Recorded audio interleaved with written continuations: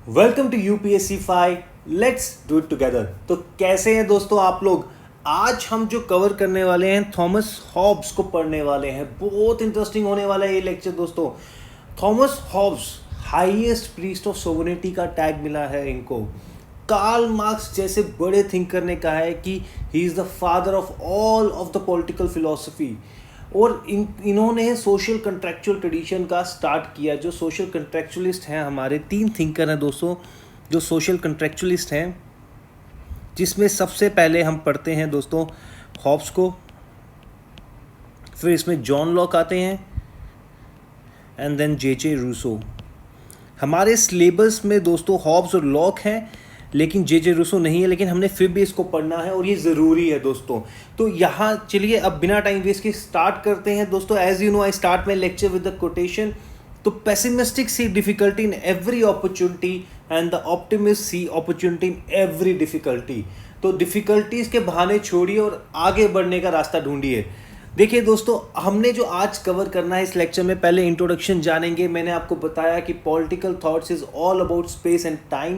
तो जानेंगे किस स्पेस में पैदा हुए, किस जगह पे पैदा हुए और क्या एरा था उस समय, क्या उस समय कंडीशंस थी। जैसे मैं आपको बता चुका हूँ कि every thinker is a child of his time. तो ये कोटेशन यहाँ हॉब्स के लिए भी एप्लीकेबल है।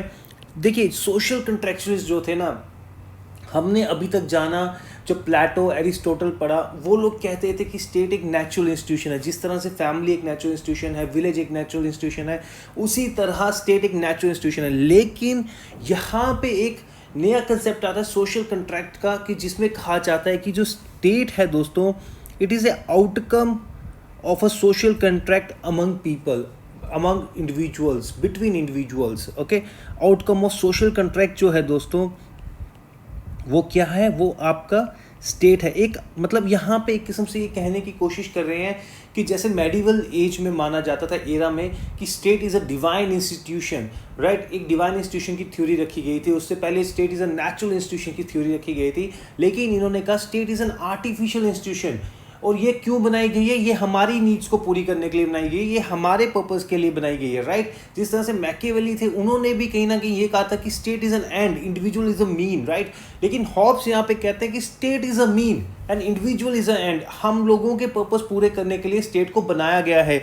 इसीलिए हॉब्स को one of the best individualist भी कहा जाता है। लेकिन साथ में उनको क्रिटिसिज्म किया जाता है एब्सोल्यूटिज्म की तरफ, कि भाई उन्होंने एक इतनी पावरफुल स्टेट बना दी जहाँ इंडिविजुअल को सिर्फ एक राइट मिलेगा, that is the right to life. Except that right कोई राइट नहीं मिलेगा। तो आज इस लेक्चर में जो हम कवर करने वाले हैं, ह्यूमन नेचर पे क्या व्यूज़ थे उनके, स्टेट ऑफ नेचर। देखिए स्टेट ऑफ नेचर एक हाइपोथेटिकल कंडीशन।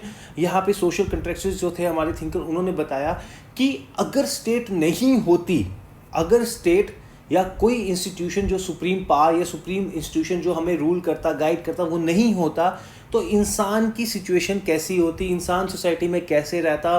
किसी ने कहा पीसफुली रह रहा था, किसी ने कहा there was a war of all, तो कॉन्टिन्यूस वॉर जारी जा रही थी, माइट इज़ राइट था, जंगल रूल था, जिस तरह से हॉब्स ने ये बोला।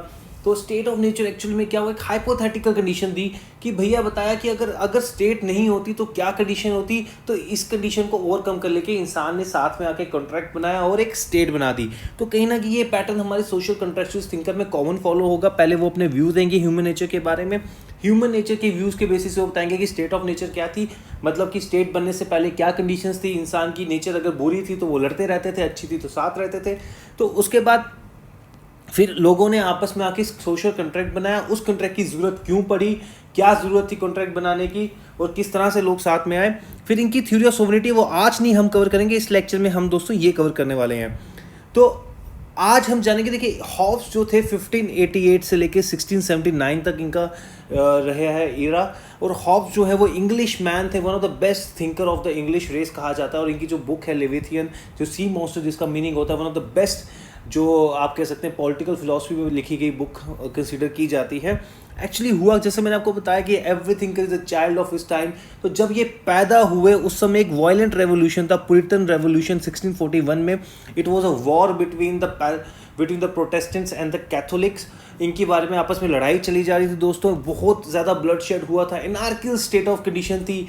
इसीलिए जब इन्होंने देखा कि इंसान जो है वो सिर्फ लड़ रहा है, मार काट में बिलीव कर रहा है, तो एनार्कियल स्टेट कंडीशन है उस समय, तो हॉब्स का जो मेन मुद्दा बन गया वो लॉ एंड ऑर्डर बन गया, और उन्होंने कहा हमें एक ऑल पावरफुल लेविथियन चाहिए जो हमारे को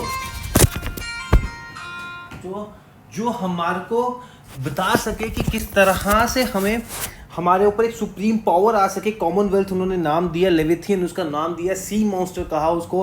he will be so powerful, he will be so powerful दोस्तों कि उसको सब राइट्स होंगे, सारी एब्सोल्यूट अथॉरिटी होगी, तभी इनको थिंकर ऑफ एब्सोल्यूटिज्म कहा जाता है दोस्तों। तो यहाँ पे उन्होंने कहा कि जब वायलेंट रेवोल्यूशन चल रहा था Protestant between Protestant and the Catholic, एक वॉर चल रही थी, ब्लड शेड था, एनार्किक स्टेट ऑफ कंडीशन थी, वायलेंट, तो उस समय कोई सिक्योरिटी ऑफ लाइफ या प्रॉपर्टी नहीं थी, सिर्फ मारकाट चल रही थी, बहुत ब्लड शेड देखा है इन्होंने अपनी लाइफ में। तो इसलिए इसका बहुत बड़ा इम्पैक्ट बना, और इसी के बेसिस पे इन्होंने एक पेसिमिस्टिक थिंकर बने, और इन्होंने ह्यूमन जो नेचर है उसको बहुत नेगेटिव व्यू बनाया है, नेगेटिव व्यू रखा है इन्होंने, वो हम आगे जानेंगे।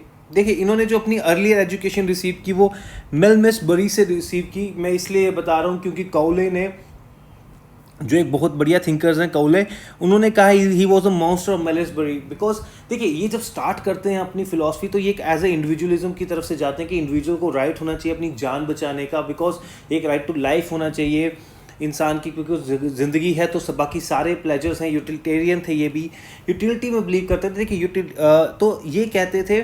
लेकिन जब जैसे इंडिविजुअलिज्म में ये बिलीव करते थे, लेकिन जैसे जैसे ये आगे बढ़ते गए तो इन्होंने एक ऐसे इंडिविजुअल की राइट टू लाइफ को प्रोटेक्ट करने के चक्कर में एक ऐसी स्टेट बना दी which was an absolute state.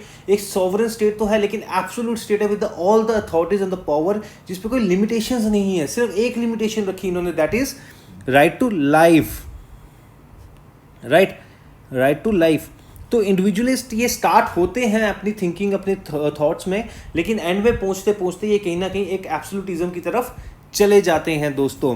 तो कार्ल मार्क्स जो है वो एक्नॉलेज करते हैं कि hob is father of all of us, he was the father of all political philosophy. इतने बड़े थिंकर इनको माना गया। देखिए हमने मैकियावेली पढ़ा, मैकियावेली में वो भी एक सोवरेन स्टेट की बात करते हैं, पर वो एक्सप्लिसिटली नहीं बात करते, वो इम्प्लिसिट हम उनका मीनिंग निकालते हैं कि उन्होंने बताया एक स्टेट पे किसी की रिस्ट्रिक्शन नहीं होनी चाहिए, पर एक्सप्लिसिटली एक सोवरेन स्टेट की बात नहीं करते। लेकिन हॉब्स यहाँ पे है जो एक्सप्लिसिटली बात करते हैं कि एक सोवरेन स्टेट होनी चाहिए जिस पे कोई रिस्ट्रिक्शंस नहीं होनी चाहिए, क्योंकि देखिए उन्होंने कहा कि ह्यूमन नेचर जो है इतनी बुरी है कि उसको एक sovereign power, Commonwealth monster, sea monster जैसा लेविथियन चाहिए जो उसको कंट्रोल कर सके, उसको पीसफुली रहना सिखा सके।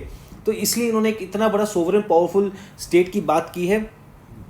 फिर दोस्तों देखते हैं सेवाइन जो है, वो जॉर्ज सेवाइन जो है बहुत बढ़िया आपको होता थिंकर्स हैं। इन्होंने इवन यहाँ तक कहा कि he was the one of the greatest writer on the political philosophy that English speaking people have produced.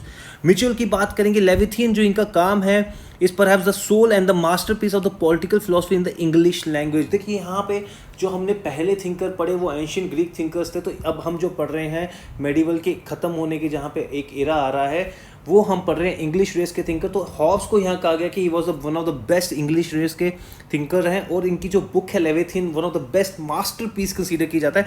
Pessimistic thinker थे, मैंने आपको बताया, बिकॉज उस समय सिचुएशन ही ऐसी थी, वायलेंट रेवोल्यूशन चल रहा था, मार काट चल रही थी, बहुत ब्लड शेड देखा है, नार्किक स्टेट थी उस समय, कंडीशंस थी।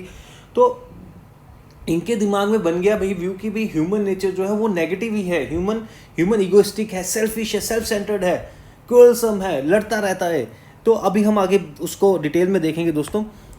तो बात करते हैं, देखिए इन्होंने जब स्टार्ट किया तो as a greatest of the all individualist जो थे, इंडिविजुअलिस्ट वो होते हैं जो एक इंडिविजुअल की राइट्स की बात करते हैं, एक इंसान की राइट्स की बात करते हैं। हम देखते हैं आजकल हम इंडिविजुअलिज्म की बड़ी बात करते हैं कि being an individual I have a right to protest against the state, to say something against the state, right. हमारी राइट्स पहले हैं, स्टेट की बाकी बाद में आती है, स्टेट की जो रिक्वायरमेंट्स हैं वो बाद में, पहले इंडिविजुअल जो है वो खुश होना चाहिए, उसको उसके हक मिलने चाहिए, राइट। तो वो इंडिविजुअलिस्ट होते हैं जो इंडिविजुअल की बात करे, उसकी राइट्स की बात करें। तो हॉब्स जो है स्टार्टिंग में इसी तरह बात करते हैं कि भाई जब स्टेट नहीं थी तो बहुत मारकाट थी, लड़ाई चल रही थी, लोग लड़ते रहते थे आपस में, there was a might is right, जंगल रूल था वहाँ पे, war of every man against everyone. तो उस समय लड़ाई वड़ाई चलती थी। तो लेकिन जब इंसान ने सोशल कॉन्ट्रैक्ट बनाया, स्टेट में आया, लेकिन इसलिए इंसान स्टेट में आया, सोशल कॉन्ट्रैक्ट बनाया बिकॉज उसको अपनी राइट टू लाइफ जो थी वो प्यारी थी, और उसको अपनी राइट टू लाइफ जो है इट इज़ इनएलिनेबल राइट। ये एक ऐसा राइट है जो आप इंसान से नहीं छीन सकते। देखिए मैं आपको बताऊं, जो हॉब्स थे ना वो यूटिलिटेरियन थिंकर थे। देखिए यूटिलिटेरियनिज्म जो है हम पढ़ेंगे बाद में, बेंथम और जेएस मिल, जो हम जेएस मिल पढ़ेंगे, इसको जो फाउंडर है वो बेंथम है, तो फिर बेंथम जो है उनके बेटे जेएस मिल उसको रेक्टिफाई करने की कोशिश करते हैं, जो उनके फादर ने फिलॉसफी दी थी। तो हॉब्स भी जो थे यूटिलिटेरियन फिलोसफर थे। जो लिटेरियन जो थिंकर्स होते हैं वो दो चीज़ों में मानते हैं। वो कहते हैं कि देखो, to measure every action there are only two parameters, ठीक है, दो पैरामीटर्स के बेसिस पे आप किसी भी एक्शन को गुड या बैड जज कर सकते हैं। वो क्या है? Pleasure and pain. Pleasure and pain. तो अगर कोई चीज़ हमें प्लेजर दे रही है काम करने से, it means it is a good. If it is giving a pain, it means it is a bad. तो ये इसी तरह कहते थे कि हमें जो स्टेट ऑफ नेचर थी उसमें इतनी पेन थी, तो उसमें यूटिलिटी जो थी, यूटिलिटेरियनिज्म का कंसेप्ट जो था इनका, वो फेल हो रहा था। पेन की तरफ इंसान ज़्यादा था, तो उस पेन को गिव अप किया इंसान ने, और प्लेजर लेने के लिए, अपनी राइट टू लाइफ को बचाने के लिए, देखिए राइट टू लाइफ रहेगी तो सारे प्लेजर्स रहेंगे, राइट, तो बचाने के लिए इंसान ने सोशल कॉन्ट्रैक्ट किया, और इंसान एक स्टेट फॉर्म करता है। ये एक किस्म की जस्टिफिकेशन देते हैं वो कि इंसान सोशल कॉन्ट्रैक्ट में क्यों आया। दोस्तों ये हम अभी आगे देखने वाले हैं। देखो, इन्होंने वही कहा कि state can not deprive anyone from the right to life in arbitrary manner except according to the law. भैया अगर आपने खून कर दिया और आप कहोगे भाई मेरा राइट टू लाइफ तब भी रहेगा, तो तब नहीं रहेगा, तब अकॉर्डिंग टू द लॉ आपको पनिशमेंट मिलेगी। तो first one to apply the scientific method in actual sense. देखिए गैलीलियो की थ्योरी ऑफ मोशन अप्लाई की इन्होंने। कहते हैं जिस तरह से एक पार्टिकल इज ऑलवेज मूविंग, उसी तरह इंसान एक मूव करता रहता है टुवर्ड्स द एक्टिविटी जो उसको पसंद आती है, और इसी कारण स्टेट में लड़ाई होती है। ये हम अभी देखने वाले हैं दोस्तों। अब बात करते हैं बुक्स की। लिविथियन सी मॉन्स्टर 6051 में बुक लिखा। देखिए ये इस तरह से बुक एक बताया है सी मॉन्स्टर उन्होंने, कि भाई इस तरह से एक बड़ा सा मॉन्स्टर है विच इज़ ऑल पावरफुल। इन्होंने एक चीज़ याद रखिएगा दोस्तों, जब भी आप हॉब्स का आंसर लिखेंगे ना, तो जब वहाँ स्टेट की बात होगी, स्टेट की जगह आप वर्ड कॉमनवेल्थ या लिविथियन भी यूज़ कर सकते हैं। मतलब उसमें वो बता रहे हैं कि किस तरह से एक सी मॉन्स्टर बड़ा सा है which is all powerful, having all the authority, nobody can challenge it. जितने लोग हैं कोई चैलेंज नहीं कर सकता इसको, लेकिन ये आपकी राइट टू लाइफ प्रोटेक्ट करेगा, एक्सेप्ट दैट आप इसको क्वेश्चन नहीं कर सकते, ठीक है। द सिविक, द ह्यूमाइन, ये इनकी प्रॉपर बुक्स हैं, बहुत बढ़िया, सबसे बेस्ट। लेकिन इनका लिविथियन जो है यही सबसे बड़ा वर्क है दोस्तों। तो बात करते हैं हम इनके व्यूज़ की दोस्तों। स्टेट ऑफ नेचर की बात, पहले मेथोडोलॉजी की बात कर लेते हैं। देखिए साइंटिफिक मेथोडोलॉजी अप्लाई की है, इन्फ्लुएंस बाय द गैलीलियो थे। थ्योरी ऑफ मोशन गैलीलियो की अप्लाई की है। रेजोलेटिव कंपोजिटिव मेथड यूज़ किया है इन्होंने। देखिए आरसीएम क्या होता है, इसमें क्या होता है, जब आप किसी चीज़ को कम्प्लेक्स फिनोमिना को छोटे छोटे एलिमेंटल पार्ट्स में डिवाइड कर सकते हो, फिर उस तरह से कोरिलेशन फॉर्म करते हो। अगर हम इसी चीज़ को अगर हम हॉब्स की फिलॉसफी पे इम्प्लीमेंट करें दोस्तों, तो हम देखते हैं कि पहले तो इन्होंने अपने व्यूज़ ऑन ह्यूमन नेचर दिए, राइट।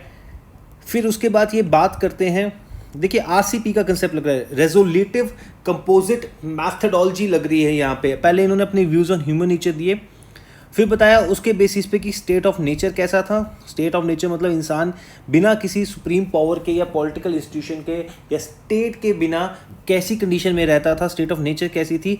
फिर उसने इंसान ने क्यों सोशल कॉन्ट्रैक्ट किया, इंसान साथ आए, सोशल कॉन्ट्रैक्ट किया, और आउटकम ऑफ सोशल कॉन्ट्रैक्ट जो था वो क्या था दोस्तों, दैट वाज अ स्टेट। तो इस तरह से स्टेट फॉर्मेशन हुई। कॉम्प्लेक्स फिनोमिना को डिवाइड किया सब पार्ट्स में, और उस तरह से एक्सप्लेन किया कि किस तरह से पहले ह्यूमन नेचर बताया कि नेगेटिव होती है, फिर स्टेट ऑफ नेचर में लड़ाई थी, आउटकम सोशल, अपनी लाइफ को बचाने के लिए इंसान ने रैशनैलिटी दिखाई विच इज़ एन आर्टिफिशियल। ये मानते थे कि इंसान में रैशनैलिटी नहीं होती है, ये आर्टिफिशियल एलिमेंट है इंसान में। जो इंसान में नेचुरल एलिमेंट है वो सिर्फ मोशन, डिज़ायर और पैशन होता है। तो वो हम अभी देखने वाले हैं। तो सोशल कॉन्ट्रैक्ट इंसान साथ में आता है, आउटकम सोशल कॉन्ट्रैक्ट हमारी स्टेट बन जाती है दोस्तों। तो थ्योरी ऑफ मोशन कैसे कहा, जिस तरह से particle is always keep on moving, right. कहता है जैसे मोशन जो है वो नेचुरल टेंडेंसी है किसी भी ऑब्जेक्ट की, उसी तरह कहते हैं। और देखिए जब इन्होंने कहा कि जो गैलीलियो की थ्योरी ऑफ मोशन थी, इन्होंने कहा जैसे मोशन एक नेचुरल टेंडेंसी है किसी भी ऑल ऑब्जेक्ट्स की, और उसको कंट्रोल करने के लिए एक एक्सटर्नल फोर्स चाहिए होती है कि उसको कंट्रोल किया जाए। उसी तरह ये कहते हैं कि जो इंसान है वो भी एक क्रिएचर है which is always moving and engage in the negative activities, right. Activities जो मतलब जिसमें हमेशा वो पावर दिखाने की कोशिश करता है, दूसरों के साथ लड़ाइयाँ करता है, ठीक है, और वो कॉन्टिन्यूसली डिज़ायर करता है कि भाई उसको वो मिल जाए जिसको जो चीज़ उसको पसंद है। अब देखिए उस हॉब्स का मानना था कि रिसोर्सेज लिमिटेड हैं, और मोर और लेस सारे मैन जो हैं वो एक्चुअली मैन में मतलब दोनों वुमेन मैन दोनों आ जाते हैं, जितने भी मैन हैं वो सब नेचुरली इक्वल है। अगर कोई फिजिकली स्ट्रांग होगा तो दूसरा मेंटली स्ट्रांग होगा। तो अगर मोरल लेस देखा जाए सब इक्वल हैं, सारे लोग इक्वल हैं, लिमिटेड रिसोर्सेज हैं। इंसान भी मोशन, गैलीलियो की थ्योरी ऑफ मोशन की तरह एक मोशन में या कॉन्टिन्यूसली मूव करे जा रहा है टुवर्ड्स द एक्टिविटी जो उसको उसकी डिजायर्स हैं उसको फुलफिल करने की तरफ। तो इसलिए उनकी आपस में लड़ाई चलती रहती है। अब जिस तरह मोशन कंट्रोल करने के लिए भी किसी भी ऑब्जेक्ट की हमें एक्सटर्नल फोर्स चाहिए, उसी तरह इंसान की ये जो एक्टिविटीज़ हैं इनको कंट्रोल करने के लिए हमें लेविथिन, कॉमनवेल्थ और ऑल पावरफुल जो एक स्टेट है वो चाहिए। तो इस तरह से साइंटिफिक मेथोडोलॉजी को अप्लाई करने की कोशिश की और की भी है कई हद तक। अब बात करते हैं perspective of Hobbes as a thinker की तरह क्या सोचते थे। देखिए, चैंपियन थे इंडिविजुअल राइट्स के, इंडिविजुअलिज्म की बात करते थे, कहते थे कि भैया स्टेट मीन्स है इंडिविजुअल जो है वो एंड है, स्टेट एक सिर्फ पर्पस है हमारी राइट टू लाइफ को बचाने में। देखिए, लेकिन आपको मैंने बताया कि जब इन्होंने अपनी फिलॉसफी स्टार्ट करते हैं, हॉब्स बहुत बढ़िया तरीके से इंडिविजुअलिज्म की बात करते हैं, चैंपियन कहा जाता है इनको इंडिविजुअल राइट्स के बारे में। लेकिन एंड में पहुँचते पहुँचते जब ये लेविथियन, कॉमनवेल्थ या ऑल पावरफुल स्टेट बना देते हैं तो इंडिविजुअल के राइट्स कहीं ना कहीं दब जाते हैं, सिर्फ एक ही राइट बचता है, वो है राइट टू लाइफ। तभी ये कहा जाता है, और जो लॉक हैं वो जो स्टार्टिंग वो करते हैं वो भी सिर्फ इंडिविजुअल राइट्स के बारे में बात करते हैं, वो तो 3 राइट्स की बात करते हैं। तो यहाँ पे जो है कि यहाँ पे ये सिर्फ एक राइट्स की बात करते हैं, that is right to life. उसमें हम जानेंगे वो right to life, liberty and property की बात करते हैं जॉन लॉक। तो इसलिए जॉन लॉक और जब एंड तक पहुँचते हैं, जो स्टेट फॉर्मेशन करते हैं, उसमें भी वो राइट्स को बरकरार रखते हैं। इसलिए जॉन लॉक को कहा जाता है he is individualist in and out, out and out. तो यहाँ पे कहा जाता है, लेकिन जो हमारे हॉब्स हैं उनको कहा जाता है कि भाई he started with the concept of the individualism but he ended with the concept of absolutism. तो यहाँ पे मटीरियलिस्ट थे, मटीरियल की बात करते हैं कि इंडिविजुअल भी भैया मटीरियल की जो मटीरियलिस्टिक है, जो उसको पसंद आता है उसके पीछे डिज़ायर करता है, भागता है, और अगर वो उसको ना मिले वो अपनी पावर एनहेंस करने की कोशिश करता है, और फिर उसके कारण लड़ाइयाँ हो जाती हैं।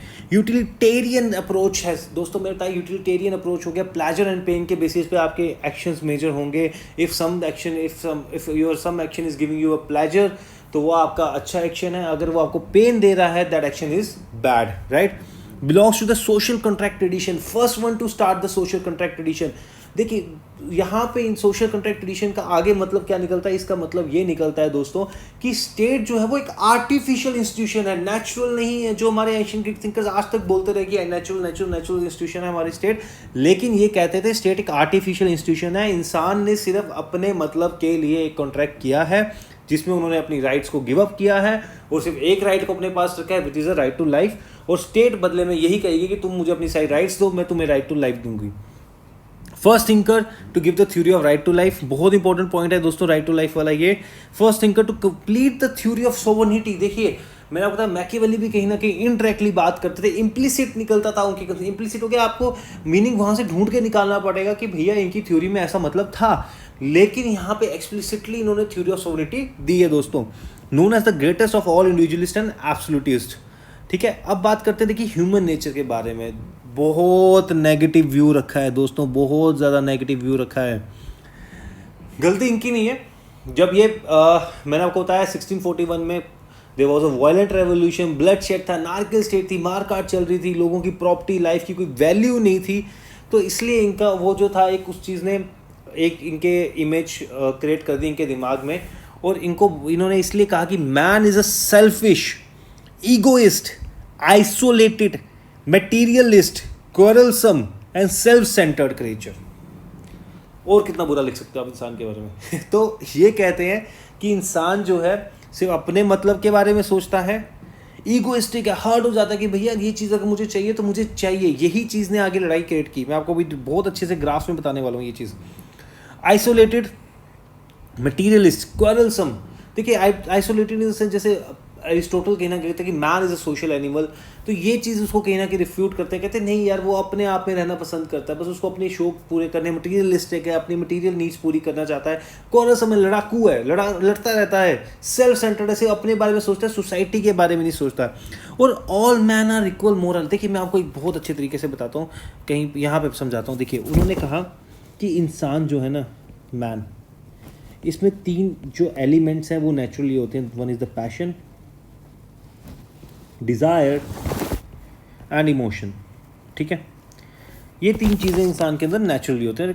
आर्टिफिशियली आप इंड्यूस कर सकते हो किसी इंसान के अंदर रैशनैलिटी।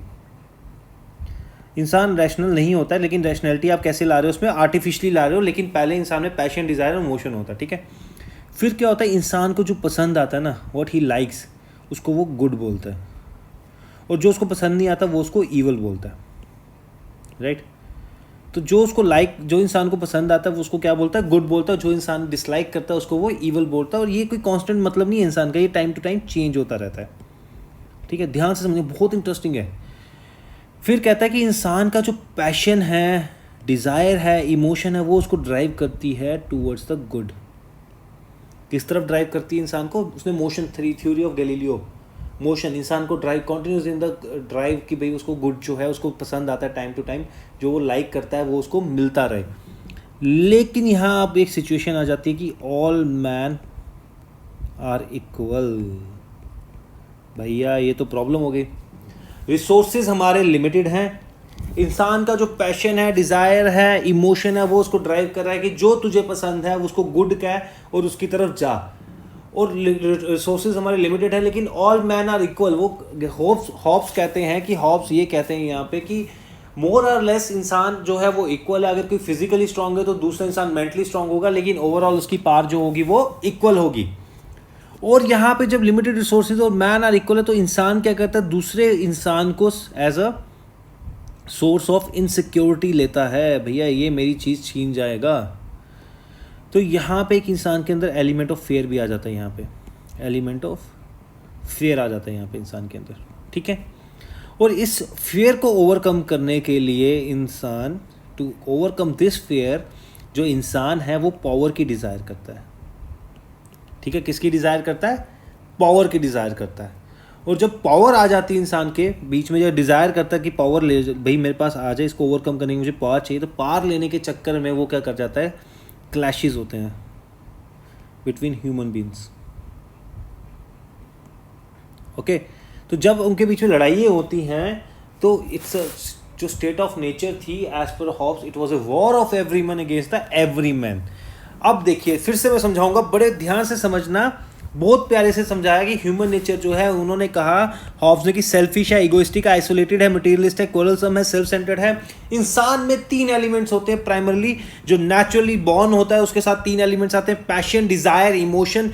लेकिन जो रैशनैलिटी है वो आर्टिफिशियली आप इंड्यूस कर सकते हो। ये पॉइंट मैं इसलिए बार बार बोल रहा हूँ क्योंकि इंसान ने बाद में अपनी रैशनैलिटी दिखाई और एक सोशल कॉन्ट्रैक्ट बनाया एज पर हॉब्स। हॉब्स कहते हैं कि इंसान ने क्या किया, अपने पैशन, डिजायर, इमोशन को साइड पे रखा और बोला it's time we should think rationally, हमें अपनी लाइफ बचानी है तो हमें एक सोशल कॉन्ट्रैक्ट बनाना पड़ेगा।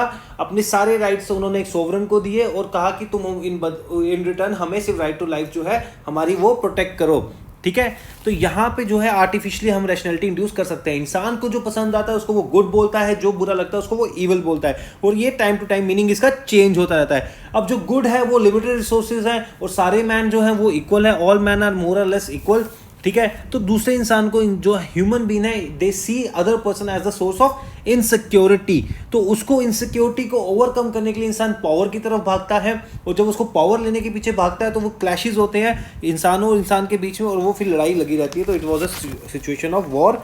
तभी इंसान को उसने कहा मटीरियलिस्टिक है, सेल्फ सेंटर है, विक्ड है और इररेशनल है, अपने बारे में सोचता है, ठीक है ना। तो यहाँ पे एक हॉब्स की बहुत बढ़िया लाइन है। हॉब्स कहता है the end of every man is continued success in obtaining those things which he from time to time desire। वही यहाँ पे जो ये लाइन थी कि वो टाइम टू टाइम जो डिज़ायर करता है इंसान, बस उसी continued सक्सेस में रहता है कि भाई मुझे वो चीज़ मिलती रहे, मिलती रहे, मिलती रहे। तो जब तक वो नहीं मिलेगी फिर वो उस चीज़ के लिए पावर गेन करने की कोशिश करता रहता है दोस्तों। तो दूसरी जो एक लाइन बोली है हॉब्स ने, वो कहते हैं कि इंसान जो है वो पावर के बारे में, continuous search for power that ceases only with death. वो पावर की सर्च में कॉन्टिन्यूसली लगा रहता है, वो जब तभी खत्म होती है जब उसकी वो मृत्यु होती है दोस्तों। अब बात करते हैं, यहाँ फिर से आते हैं, man is primary guide bye passion, desire and emotion. जो इंसान है वो कॉन्टिन्यूस सक्सेस इसी में रहता है, सर्च में रहता है कि उसको पावर मिलती रहे। प्रीडोमिनेट पैशन, और जो पैशन ऑफ डिज़ायर जो है, जो गुड के लिए भागता रहता है, वही कन्फ्लिक्ट है स्टेट ऑफ नेचर में अकॉर्डिंग टू हॉब्स। मैंने आपको बताया कि जब वो इंसान के लिमिटेड रिसोर्स के पीछे भागेगा और सारे लोग इक्वल होंगे, वहीं पे क्लैशेस, और वो उसको दूसरे लोगों को सेंस ऑफ इनसिक्योरिटी देखेगा कि भैया ये मेरी चीज़ छीन सकता है, तो उसको ओवरकम करने के लिए मुझे पार चाहिए। और पार के लिए वो क्या करेगा, is in continuous search for the power, power के लिए वो क्या करेगा, क्लैश करेगा दूसरे लोगों से। Everybody is move by the natural impulse of self preservation to desire and possess the object of goods that are conducive to his existence. ये सारी लाइनें मैंने आपको इस जगह पे, ये सारी लाइनें मैंने यहाँ पे आपको दोस्तों समझा दी, ठीक है। आई होप आपको अच्छे समझ आया होगा। Since the goods or objects are limited, the man are, and also the man are roughly equal, ये मैं चीज़ बता चुका हूँ। तो there occurs a ruthless competition, conflict of interest among individual, in which no one is eventually victorious। भाई लड़ोगे, आज तेरे पास power है तो कल परसों उसके पास होगी, तो अगले दिन उसके पास होगी, कोई एंड में विक्टोरियस नहीं बनने वाला, लड़ाई होगी सिर्फ, कॉन्टिन्यूस वॉर चलती रहेगी। And the competition for goods of life becomes a struggle for power. अपने जो चीज़ मुझे पसंद है, जिसको मैं गुड कहता हूँ, वो चीज़ लेने के लिए मैं कॉन्टिन्यूसली पावर गेन करने की कोशिश करूंगा, बिकॉज दूसरा बंदा जो है वो मेरे लिए इनसिक्योरिटी है, वो मेरी चीज़ छीन सकता है। और because without power one cannot retain what one has acquired, तो इसलिए भैया it is the very nature that कि भैया इंसान जो है वो कॉन्टिन्यूसली स्ट्रगल में रहेगा, इज इन द कॉन्टिन्यूस, जो मैंने आपको बताया, is in the continuous search for the power that sees only with the death of a human being। Got it दोस्तों, ये ह्यूमन नेचर के बारे में व्यूज थे। स्टेट ऑफ नेचर की बात करते हैं। ओ बहुत नेगेटिव, बहुत नेगेटिव, फिर से बहुत नेगेटिव।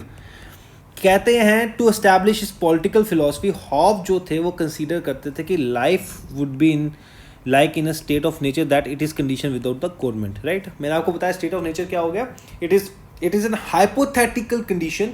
कहा गया जो सोशल कॉन्ट्रैक्ट थे कि भैया अगर तुम सोशल कॉन्ट्रैक्ट के थ्रू स्टेट नहीं बनाते तो कैसी लाइफ होती थी, हाइपोथेटिकल था, लेकिन कोई फैक्ट्स या वेरिफिकेशन या हिस्ट्री बेस्ड नहीं था, हाइपोथेटिकल।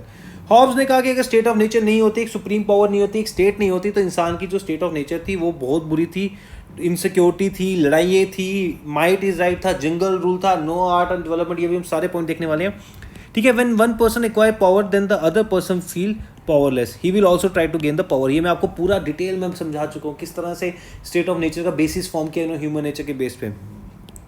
और power of one will become the cause of insecurity for the other, right. This will create a situation of security dilemma.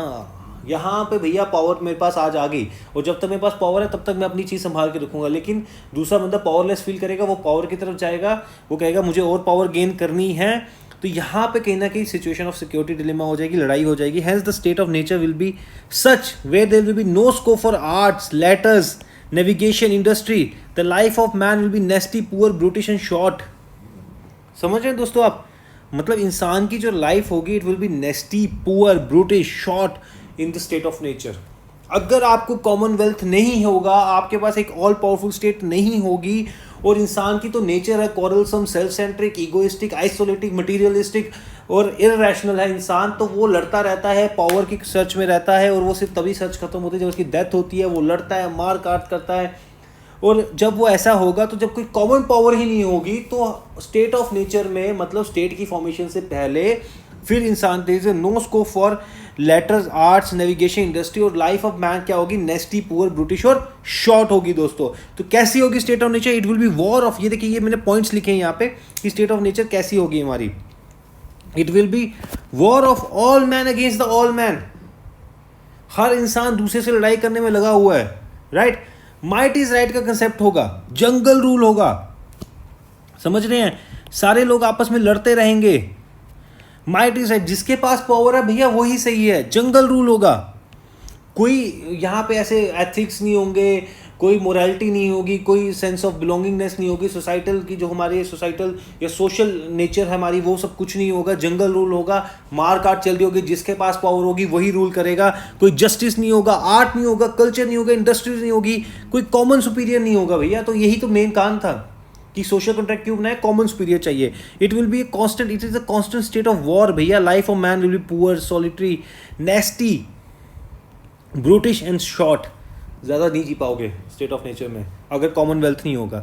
तो हॉब्स यहाँ कहता है फिर भैया इतनी बुरी सिचुएशन थी, अगर इतनी बुरी कंडीशन है, तो इंसान ने कहा कि भैया I authorise and give my rights of governing myself to this man और असेंबली ऑफ दिस मैन। ये हॉब्स की लाइन है, ध्यान से सुनिएगा। हॉब्स कहता है कि जब इतनी बुरी कंडीशन है तो इंसान ने अपना जो रैशनैलिटी वाला एलिमेंट था उसको जगाया और कहा कि भाई मैं ऑथराइज करता हूँ कि मैं अपनी rights of governing my self, एक इंसान या असेंबली ऑफ मैन, देखिए सोवरन जो बात करते हैं हॉब्स, वो एक इंसान भी हो सकते हैं, मल्टीपल पीपल भी हो सकते हैं, ठीक है ना, on the condition that you give up your right on him, उस कंडीशन है कि बाकी लोग भी अपने राइट्स दे दें इसको, authorise all his action in like manner. समझ रहे हैं आप लोग? तो सब लोग इकट्ठे हैं, उन्होंने अपने राइट्स को स्प्लेंडर कर दिए कॉमन पर्सन को या असेंबली ऑफ मैन को, और कहा कि तुम्हारे पास राइट है, मुझे ऑथराइज, और बाकी लोगों ने को भी कहा कि तुम भी इसको करो, और वो हमें सिमिलर मैनर में हमारे एक्शंस को जो है ऑथराइज करेगा, और प्लस हमारी राइट टू लाइफ भी बचाएगा। देखिए यहाँ पे एक स्टेट ऑफ जो हॉब्स हैं वो एक मैकेनिस्टिक व्यू देते हैं। मैकेनिस्टिक व्यू क्या हो गया? स्टेट एक मशीनरी है created by the man, state is a machinery created by the man for the protection of his life. सिर्फ अपनी लाइफ बचाने के लिए इंसान ने एक स्टेट बनाई है। State is a mean, individual is an and. समझ रहे हैं? तो सोशल कॉन्ट्रैक्ट की जरूरत क्यों पड़ गई? एक तो मेरी लाइफ बचानी थी भैया, preservation of life. Utilitarian thinker थे, कहते थे life is a source of pleasure, death is the end of the pleasure. Pain and pleasure पे मेजर करते थे एक्शन। कहते थे भैया लाइफ होगी तो प्लेजर होगा, नहीं तो नहीं होगा लाइफ। और already life of man is nasty, poor, brutish और शॉर्ट है ऑलरेडी स्टेट ऑफ नेचर में। तो कॉमन जब सुप्रीम आए, कॉमन सुपर पावर आएगी, कॉमनवेल्थ आएगा, लेविथियन आएगा, तो वही एक setting up of common power होगी, और वो हमारी राइट टू लाइफ को बचाएगा। और right to life is a source of pleasure, right. कहते हैं since man is utilitarian by nature, man wants to enjoy भैया। In the state of nature the life of man is nasty, poor, brutish, short. बहुत बुरी हालत थी, लड़ाई थी, जंगल रूल था, डेवलपमेंट थी, आर्ट थी, इंडस्ट्रियल डेवलपमेंट। और कहीं ना कहीं इनको थिंकर ऑफ इंडस्ट्रियलिस्ट भी कहा जाता है, बुर्जुआस क्लास भी कहा जाता है दोस्तों, क्योंकि कहीं ना कहीं ये उनको प्रमोट करते हैं कैपिटलिज्म को, राइट। मैं बताऊंगा वो डिटेल में। Hence to avoid such situation man enters into the social contract. कहता है इंसान में एक फेयर ऑफ एलिमेंट, मैंने आपको बताया इंसान में एक फेयर ऑफ एलिमेंट भी होता है कि वो दूसरे को इनसिक्योरिटी से दिखता है, वो उसको डर होता है कि मैं खो ना जाऊँ। तो ये लाइन एक हॉब्स की कि I and fear were born together, right. He is tried to establish that fear in man is the foundation of political obligation। अगर इंसान में वो जो fear of element है ना, देखिए यहाँ political obligation हम एक अलग से टॉपिक भी है, उसमें भी हम पढ़ते हैं कि political obligation की हम किस तरह से स्टेट को हम स्टेट की बातों को मानते हैं, ओबीडियंस पे करते हैं स्टेट को। तो किस तरह से उन्होंने कहा कि जो fair of element of fair है इंसान में, वो इंसान को मजबूर करता है और फाउंडेशन बनाता है पॉलिटिकल ऑब्लिगेशन की। There is a linkage in the feeling of fear and utilitarian nature of man. इंसान में डर है, अभी प्लेजर खो दूंगा मैं अपना, और उस चीज़ को बचाने के लिए इंसान ने सोशल कॉन्ट्रैक्ट किया और एक स्टेट को फॉर्म किया। Man is pleasure seeking and man is fearful of losing the things which gave his pleasure. Exactly यही तो पॉइंट बोल रहा हूँ मैं। समझ रहे दोस्तों आप? The biggest fear is the fair of death and the loss of life, because life is a source of pleasure. इंसान की जिंदगी चली गई तो क्या बचा दोस्तों? तो इंसान की जिंदगी ही प्लेजर का सोर्स है। Hence it is for the protection of life और self preservation that man enters into the social contract and creates the commonwealth. यहां पे commonwealth, Leviathan, sea monster create कर दिया गया। The most important role of the state is to provide the security of life. Hence, state is also the institution for utility for man. समझ रहे हो दोस्तों? State सिर्फ इसलिए बनाई गई कि मेरी जिंदगी बचाई जाए, security to provide the security of life to me, right. अब आउटकम क्या निकला सोशल का? देखिए सोशल का कॉन्ट्रैक्ट क्या, एक ये बहुत जरूरी है जानना आपको कि ये it was a contract of all man with the all. इसमें आप ट्रांसफर ऑफ नेचुरल राइट्स कर रहे हैं अपनी, except one right that is right to life. एक कॉमनवेल्थ क्रिएट हो रहा है, और state is a third party. State जो है वो ग्रेंटर है कॉन्ट्रैक्ट का, लेकिन जो has no obligation and except one, that is the right to self preservation, that is the right to life. और जो है it's inalienable right, natural right है, आपसे कोई नहीं छीन सकता। और जो स्टेट है वो कॉन्ट्रैक्ट की पार्ट नहीं होगी। देखिए अब कॉन्ट्रैक्ट हुआ है, उसके भी कुछ फीचर्स होंगे, कुछ लीगैलिटीज़ होंगी, एग्रीमेंट पॉइंट्स होंगे। इसमें कहा जाता है कि अब तो इंसान, हमने देखा कि इंसान ने क्यों कॉन्ट्रैक्ट किया, सब कुछ किया। अब आउटकम क्या निकला कॉन्ट्रैक्ट का? कॉन्ट्रैक्ट का आउटकम ये निकला, it is a contract of all individuals with all. मैं अपने जितने भी लोग हैं बाकी उन सबके साथ कॉन्ट्रैक्ट कर रहा हूँ, वो बाकी सब लोग मेरे साथ कॉन्ट्रैक्ट कर रहे हैं कि भैया मैं अपनी राइट दे रहा हूँ तो तुम सब भी अपने राइट्स दोगे, ठीक है। और इसमें हमारे जितने नेचुरल राइट्स हैं वो सारे के सारे कॉमनवेल्थ को चले जाते हैं, और एक क्रिएशन ऑफ कॉमनवेल्थ होता है साथ में। अब जो कॉमनवेल्थ है, स्टेट है, वो कॉन्ट्रैक्ट का पार्ट नहीं है, it is a third party, और वो ग्रेंटर है हमारे कॉन्ट्रैक्ट का, कि देखा जाए कि कोई बंदा जो है वो कॉन्ट्रैक्ट तोड़े ना, अगर वो तोड़ेगा उसको पनिशमेंट मिलेगी। State has no obligation, individualism से स्टार्ट किया, एब्सोल्यूटिज्म की तरफ चले गए, except one, that is right to life, right to self preservation. Alienable right है, इनएलिनेबल राइट है। इनएलिनेबल मीन्स कोई आपसे छीन नहीं सकता, आपसे अलग नहीं कर सकता, नेचुरल राइट है आपका। मैन, तो एक ही लाइन है इनकी, ये पूछी भी जाती है एग्जाम में, कि man has option of either living in the state of anarchy, that is the state of nature, lawlessness, मार काट, जंगल रूल, माइट इज राइट, और एब्सोल्यूट अथॉरिटी ऑफ स्टेट। या तो आप अनार्किल स्टेट में रह लो, या तो अथॉरिटी ऑफ स्टेट को, एब्सोल्यूट अथॉरिटी ऑफ स्टेट को मानो। और ये सब उनके कहीं ना कहीं जो वो रेवोल्यूशन, वायलेंट रेवोल्यूशन देखा, उसने इनको इम्पैक्ट किया। तो दोस्तों आज के लिए इतना ही। नेक्स्ट लेक्चर में बाकी टॉपिक कवर करेंगे। थैंक